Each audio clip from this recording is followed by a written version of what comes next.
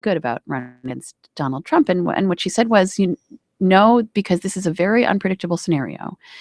It potentially puts a lot of the Rust Belt states in play, a lot of the states where Mitt Romney was not able to get close, but where Republicans have been winning in midterm elections, states like Wisconsin, Ohio, Pennsylvania. That's where this base of sort of disaffected white working class men is. And it's a state that did not where Obama underperformed his polling, even as he barely won, Ohio is, in 2012. So there are potentially new states on the map with a Trump candidacy, new coalitions. One of the reasons Republicans don't like Trump is that he's not particularly conservative. So this ideology that says they're going to have a protectionist trade policy and protect Social Security benefits and health care for everybody in some strange way, and maybe even taxes on rich people, that potentially has a broader appeal than an ideology like that of Ted Cruz in a general election. I think the Clinton people are right to take Trump seriously because he is an extremely skilled performer, politician, extremely skilled. I think absent a surprise, Hillary Clinton would be an overwhelming favorite against Trump. And I think there are two big potential sources of surprise. One is the investigation into her. And two is the fact that there's a Democratic president that she's chosen to align herself with very closely. And therefore, if there is a recession, if there is a war, if there is a terrorist attack, there's a way in which it could break against her. Absent that, I agree that some of those Midwest Rust Belt states are places where Trump could be surprisingly strong. But I think we've seen that his brand of politics generally doesn't play nationally outside of the Republican Party. And I also agree with Molly that head-to-head polls in March are generally, you shouldn't put much weight on them. But I think there's a lot of evidence that absent a surprise, Trump would be an overwhelming underdog against Hillary Clinton. Do you agree with Molly that Hillary Clinton at this point is, did you say nearly unstoppable? Something like that. Absolutely. I mean, yeah, Hillary is winning the non-white vote in such overwhelming numbers. Iowa and New Hampshire look nothing like America, right? They are overwhelmingly white states with no large cities where the Democrats... And so is Colorado, for example. But Colorado at least has... Yes, but Colorado, exactly. But Colorado still has a larger Latino population. It has Denver. And so because Iowa and New Hampshire, these rural, very white states go first, we think they are more representative of the country than they are. Hillary Clinton, barring a surprise, is well on her way to the nomination. Well, Naftali, barring a surprise, big development this week. One of Hillary Clinton's staffers, the guy who apparently set up her private email server, has gotten immunity. He had previously pled the Fifth Amendment when asking about this. How big a development is that? And is there, can we rule out the prospect of a big surprise? Well, I certainly can't rule it out because we just don't know what the FBI is coming up with. But I guess I would caution against reading this as some sort of clear sign that Hillary Clinton's in trouble. A very plausible reading of this is that the FBI just wasn't getting anywhere and they needed to give this guy immunity so they could talk to somebody and find out a little more details about how this server was set up in her house and so forth. So it is an interesting and sort of, pivotal moment. Even more so is going to be that Hillary Clinton's going to probably talk to the FBI and has said she would willingly do that in the next few weeks. That's going to be a big moment too. But I guess I would caution against a reading that, oh my God, this guy pled the Fifth, now Hillary's in trouble. There's some of those sort of signals coming out of the Republican side, but that's not necessarily what this means. Molly, you said that you spoke this weekend with Jennifer Palmieri from the Clinton campaign. Do you sense how much anxiety do you sense in that campaign about this FBI investigation? This would be a much bigger story if the Republican Party weren't a series of explosions. And so one of the ironies of this cycle is that this email story has been tremendously bad for Hillary Clinton. The revelations keep coming. We keep getting new information. They have desperately tried to put it behind them, and they can't because it is ongoing, and she still has no good explanation for a lot of these things. But it's been so obscured, I think, mostly by the Republican race, but also by the fact that Bernie Sanders has declined to attack Hillary in very strong terms. He's preferred to attack her for, her ties to the big banks and so on, and on policy. So we've seen her really skate. The question is, does that come back in a general election? There was a time when the Democratic Party was really panicked, when Hillary's own supporters were really panicked and people in the campaign knew that this had gotten bad, but that was sort of in the fall.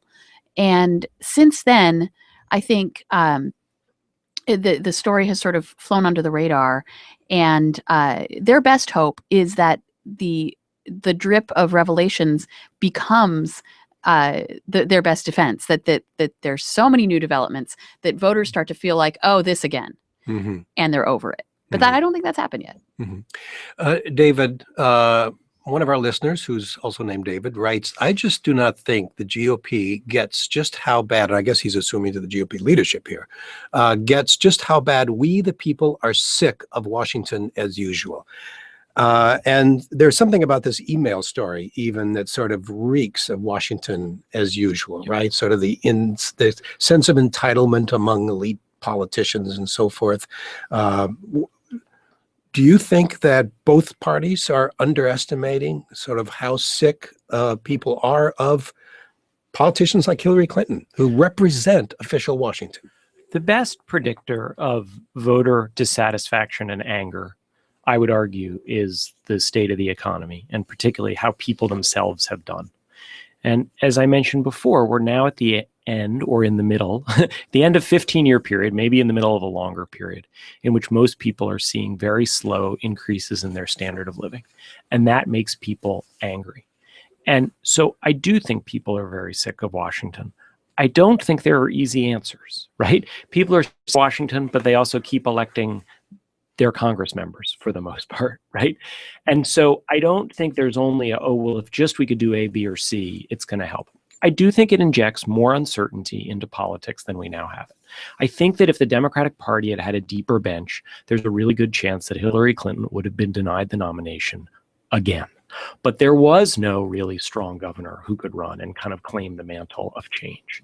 And as a result, we're left with a situation with Hillary and this very dynamic, fascinating guy, but he's a 74-year-old socialist from Vermont, and he's not going to get the nomination. David Leonhardt is an editor at the New York Times. I'm Tom Gjelten. You're listening to The Diane Rehm Show. And David, you mentioned the economy, and Naftali, we now have the February jobs report.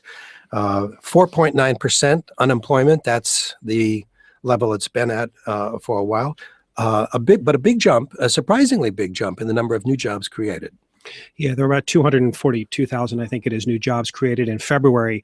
And it's actually a pretty good sign that the unemployment rate stayed the same, because a bunch of new people are coming into the workforce. And so the unemployment rate, which of course measures people who are looking for a job, not people who have given up looking for a job, stayed the same, but there are more people who are coming in and starting to work. I mean, there've actually been several positive signs recently. There was a big jump in hourly wage earnings last month. This month it declined a little bit, but not enough to offset the January figures. So there have been sort of what there's been for a while, I guess, which is this halting, unmistakable, but certainly sporadic improvement. But there's this ongoing sort of discrepancy that's always been there between these big numbers and what people feel in their ordinary lives and their ordinary wages. And that's something that I think both parties are struggling with messaging about.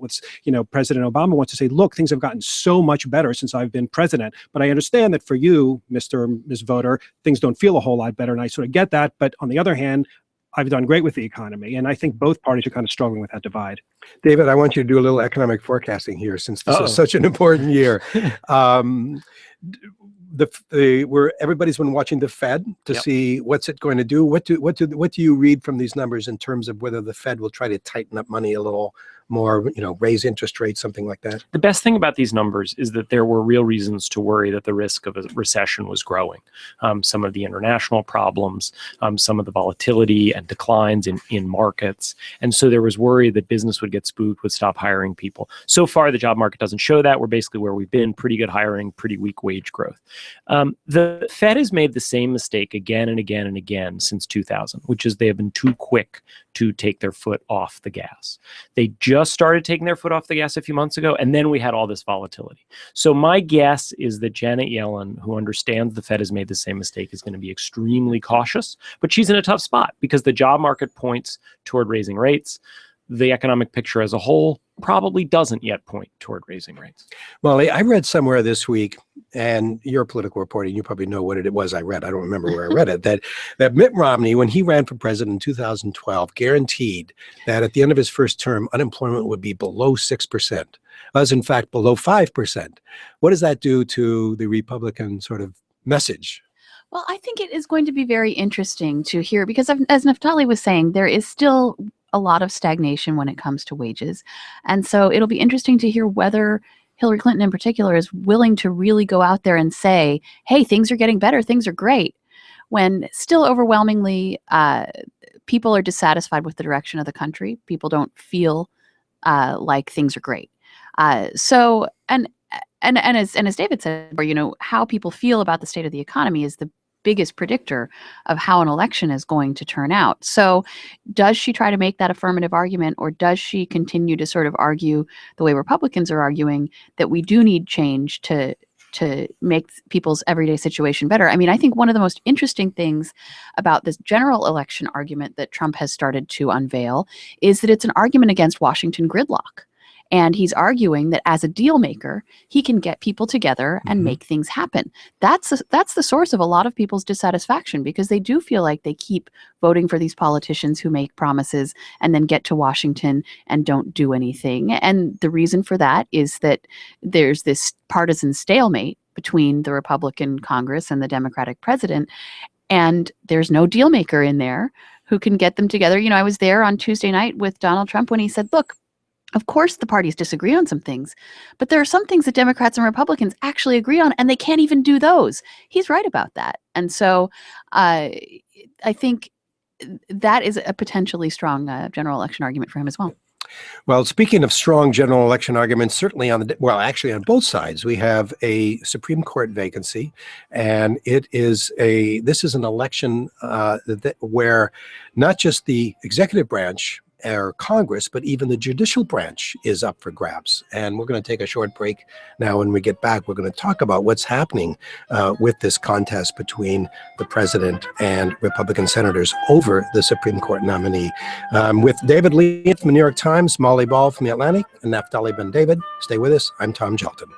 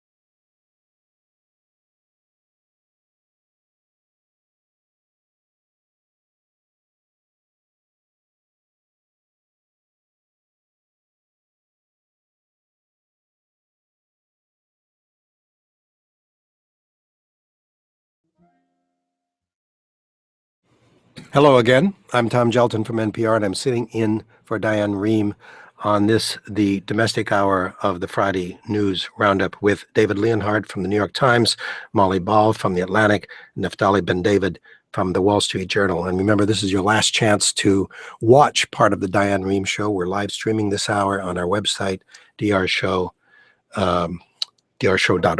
is our website. So I have some emails here.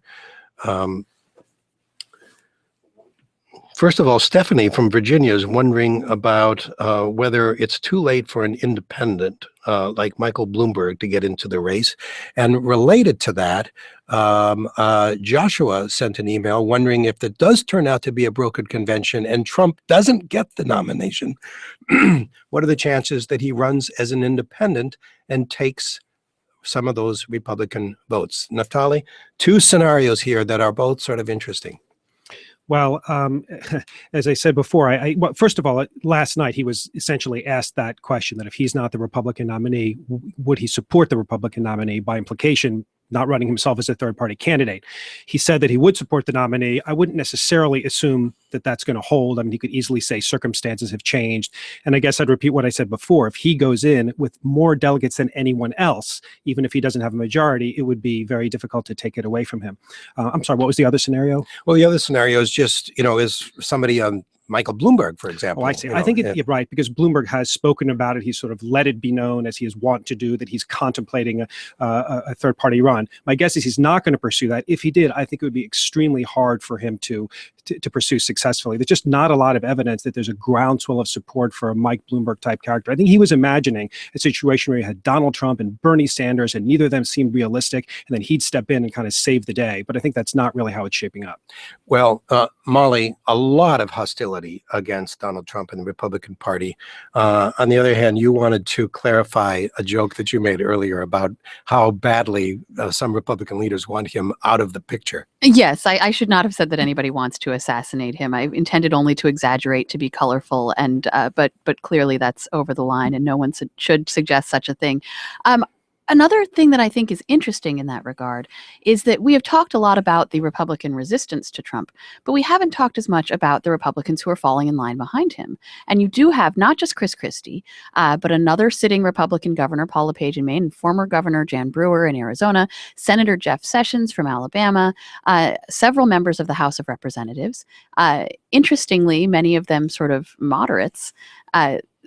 Chris Christie himself, I think, is considered a moderate Republican. And they're saying, look, guys, how bad could it be? This guy is going to be our nominee. So all we're doing now by objecting to him in such strong terms is damaging him. And if we all fall in line, maybe we can sort of shape him in our image and get him to be reasonable and clean him up in time to win the election. David, let's go back to the discussion we had just started before the break, and that is about the Supreme Court opening. So Donald Trump says he's a deal maker. We have a real shortage of deal makers in Washington right now, it seems, because there's no deal on the horizon to get that 9th Supreme Court justice approved before this election, is there? No, there's not. And I think, look, it's very hard for those of us in the media to ever distinguish between the two parties. But I think it's important to say that the Democrats have been more interested in deals in general, and the Republicans have been more interested in standing on principle, or if you don't like what they're doing, in intransigence. And so this is an example, right? It's nearly unprecedented. Some Democrats and some Republicans have said things about this in the past, but we've never had a situation where Congress has actually refused to fill a Supreme Court vacancy because it's the last year of someone's term. And Republicans have said it, and you can understand it. This is an enormously consequential appointment, but Republicans have said, we have no interest in doing this. We're not going to pretend otherwise. And that makes the stakes for this election just incredibly high, because a swing from Scalia to a Democratic appointed jurist, or a swing from Ginsburg or Breyer, who may not remain on the court through the next 4 years, to a Republican one, would have enormous consequences. And the abortion case that you mentioned this week is one example among many. Yeah, I mean, this is not just a vacancy for Republicans. It's not even just a vacancy of a conservative jurist. This was Scalia, who was an icon to them, and not just for his positions, but the way he would put in zingers in his opinions, calling the opposition liberals, he would use words like jiggery pokery and making things up out of whole cloth. They loved it, and they feel betrayed by so many people who've been put on the court, and then as they see it, betrayed their principles and become liberal. And here's a guy who stood fast, never backed down. He really meant a lot to them. And so the idea of a Democratic president replacing him with a liberal nominee is an emotional issue. And I think it's one of the few issues where they're willing to take a few political hits. I mean, I genuinely believe they'd be willing to lose a couple Senate seats if it meant that they could get a conservative on the bench for the next 30 years. They feel like that would be much more important. So the White House strategy, obviously, understanding this, is to make them pay the biggest price they possibly can. And that's why you're seeing things like them considering this judge from Iowa, who Grassley has praised, who the Senate has approved 96-0, I think. They want to make them pay a price. If they can't persuade them to confirm a nominee, at least they can make them suffer the consequences. And they are right. This is worth more than 2 or 3 Senate seats for 6 years. It really is. Well, Molly, as if we didn't understand already how important the Supreme Court is, we had this huge abortion case coming before the court this week that sort of underscored what's at stake here. That's right. This is a case about abortion clinics in Texas. The Texas legislature passed these very restrictive laws, setting a lot of new requirements for abortion clinics, that they have, basically surgical capabilities. There's regulations about the widths of doors and the lengths of hallways. And so for abortion clinics, particularly in rural areas in Texas, these requirements require whole-scale renovation, or they're too expensive and the clinics have had to shut down. And so there has been a large reduction in the availability of abortion in Texas. And the opponents of these laws say these are not legitimate medical requirements. These are just attempts to harass and shut down abortion clinics, make abortion less available. And so this comes before a Supreme Court that, without Scalia, is likely stalemated on cases like this. There's a possibility that it wouldn't be. But you did hear Justice Kennedy, I think, expressing some skepticism about the laws in question in the arguments this week. But this is potentially a very consequential case, because this is the strategy that abortion opponents have been using, is creating more restrictions on abortion rather than just trying to outlaw abortion altogether. One case I think particularly worth watching is the affirmative action case. Justice Kagan is recused because she worked on it when she was in the Obama administration. So the Republican appointees still have a 4-3 majority. It is possible that that is the last case in many, many years in which the Republican appointees will have a majority. Because if, in fact, Scalia's replacement is appointed either by Obama or, more likely, Hillary if she manages to win, it will be interesting to see whether that the justices are human, and whether that possibility causes them to reach further on affirmative action than they otherwise might. Well, you know what? We don't want to hog this conversation, fascinating as it is. So let's bring some callers back in. Great. Scott is on the line from Tulsa, Oklahoma. Hello, Scott. You're on the Diane Rehm Show. Hello, hi. Can you hear me? Yeah, we can. Okay, thanks. Listen, I think that one of the things that's lost in this whole Bernie thing is that Bernie not only won the Democratic primary out here, he also won the plurality of the vote. For every Cruz vote, who won the Republican, Bernie got 1.5 votes more. So there's a question here about the white working class, and there's an assumption that it's going to all go to Cruz and all go to Trump, but that's not necessarily the case. He beat Trump by 1.7 for every Trump vote. So I think that we have to refocus that. And as much as I respect Mr. Leonhardt, I think that the prospect of an American socialism is not so far-fetched. In fact, Oklahoma 100 years ago had a socialist party. Okay. And so some of this progressive populism is coming out here. I just wanted to comment on that. All right. Thanks, Scott. And I'm going to add in 2 other comments here. One from Renee, who says, NPR, don't discount DR show. Don't discount Bernie Sanders so easily. Until it's done, he should be getting a fair discussion on being the nominee. Also, Charlie has sent in an email saying, please ask the panel to discuss Clinton and Sanders delegate count without the superdelegates, and what that tells us about the Democratic primary. Molly?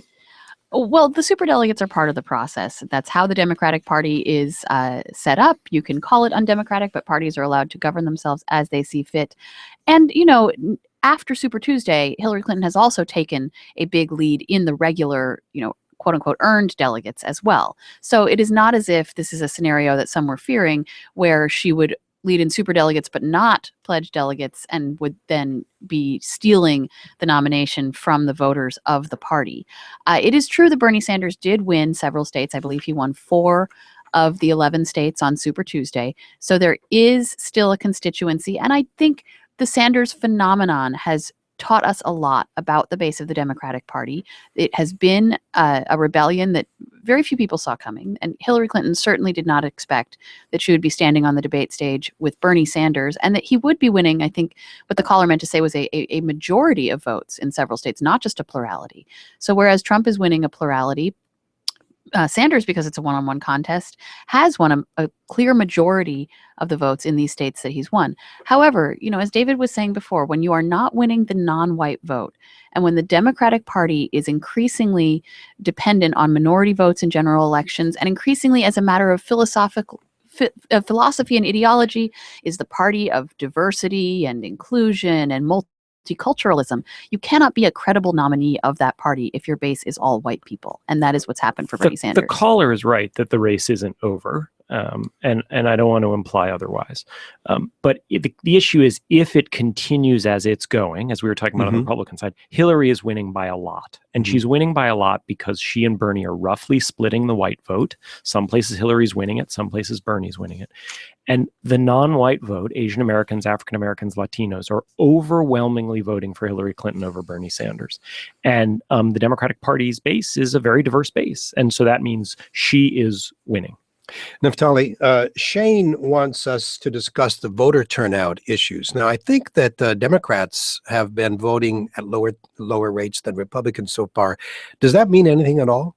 Well, it might. I mean, they have, in some cases, been voting in dramatically lower numbers than they were. For example, in 2008, just plunges of like 50% and so forth, depending on the state, whereas the Republican turnout has been higher. And that's a point that Donald Trump likes to make, saying he's bringing more people into the party. And so ordinarily you would say, well, that's good for the Republicans and bad for the Democrats because their voters seem more energized and they're coming out. But it's really hard to know how that's going to play out in a situation like this, where people are coming to vote for Trump, but also coming to vote against him. And I guess I'm much more reluctant to draw long-term conclusions on what it'll mean for the general election than ordinarily one might be. A lot of these voters might be coming out because they, for example, can't stand the thought of Trump being the nominee, and then I don't think they're necessarily going to rally around behind him the way they would a more ordinary or more orthodox candidate. Naftali Ben-David is editor and reporter with the Wall Street Journal. I'm Tom Gjelten. You're listening to The Diane Rehm Show. And let's go now to Sam, who's on the line from Miami, Florida. Hello, Sam. You are on The Diane Rehm Show. Yes, good morning. My question is in regards to Hillary Clinton's Super Tuesday victories in the South that were fueled heavily by the black vote. I'm a 25-year-old guy who was, just out of diapers when Bill Clinton became president, so I may just be missing something. But what exactly is it about the Clintons specifically that black voters find so appealing? I hear a lot of generalities about how the Clintons have a long relationship with black voters, but I'm wanting to know how. Also, I just had a quick comment. I'm a Sanders supporter, but I agree with the panelists that, the writing's on the wall. He's pretty much, I don't think he's going to get the nomination. So tomorrow I'm taking my time to canvass and phone bank for Marco Rubio to try to stop Trump from winning Florida. Interesting. Thank you. Molly, first of all, to answer his question about Clinton's appeal to minority voters. Yeah, I spent the better part of last week in South Carolina talking to African-American voters and trying to understand. And the thing that you hear, the Clintons, both the two of them, Bill and Hillary, have a very long and interesting relationship with the black community. I mean, Bill Clinton's candidacy started out as sort of an argument against Jesse Jackson's vision for the Democratic Party. However, he also, African Americans responded to him on sort of a cultural level. He came from a poor Southern broken home, and that was something a lot of black voters could relate to. He played the saxophone. He sort of had this quality. When Toni Morrison called Bill Clinton our first black president, it was not intended as a compliment. What she was saying was that he was oppressed by the power structure in a way that a lot of black people recognized and felt a kinship with. At the same time, some of the policies that Bill Clinton passed, particularly welfare reform and the crime bill that set in motion a lot of today's incarceration crisis, were opposed by prominent African Americans and are still seen as having bad effects on that community. What I found in talking to black voters in South Carolina was that they felt that they had a long relationship with Bill and Hillary Clinton, that they trusted them, they felt they were familiar to them. They were not necessarily super liberal. A lot of them are socially conservative.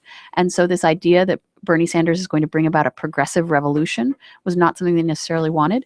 Very loyal to Barack Obama, who, as we've said, Hillary Clinton has aligned herself with very closely. And there is a feeling in a lot of African American communities that their lives are improving, that because they can remember a time when they had dramatically fewer rights and when they weren't as safe as they are today. And I talk to a lot of people whose parents were sharecroppers, and so they can look at this country and say things are getting better, we are making progress, and Hillary's the one who's going to continue that. Ron Brownstein. Oh, sorry. Go ahead, David. Make it quick. Ron Brownstein has this great frame, the wine track, the beer track in the Democratic Party. And the beer track almost always beats the wine track. The wine track candidates, Paul Tsongas, Gary Hart, Bernie Sanders, tend to feel a little bit more like college professors. Yeah. They almost always lose. Naftali, before we wrap up this hour, there's one or two other stories that we at least have to take passing mention of. One, we had this extraordinary confrontation between Congressman Darrell Issa and the FBI Director James Comey this week over encryption. How big an issue is this, and how does this resonate with people, do you think, this battle over whether our mobile devices should be encrypted, whether we can trust the privacy of our data there? I mean, I think it's a huge issue. I mean, if there are two things that are very much part of American society, it's fear of terrorist attacks and technology. And this is an area where they come together. And it was sort of an extraordinary hearing because on the one hand, you had sort of the top G-man, the FBI director, Jim Comey, and then you had the top lawyer for maybe the most recognizable and successful company in the world these days, Apple. And they really come from different cultures. And you could see sort of the distrust of each other's motives.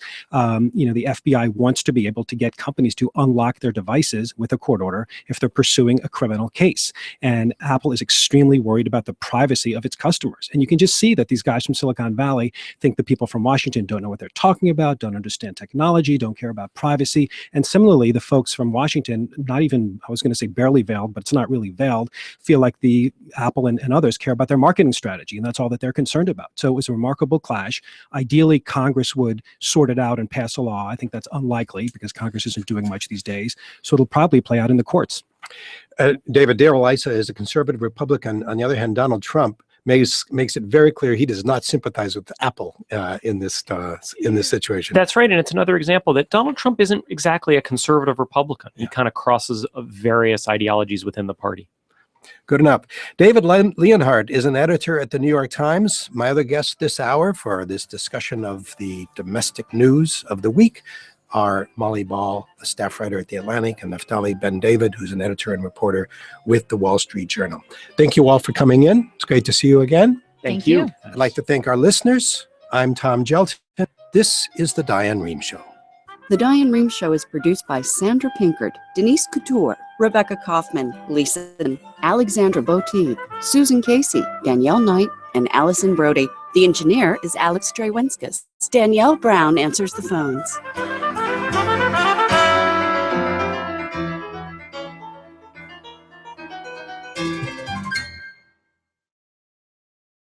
Support for NPR comes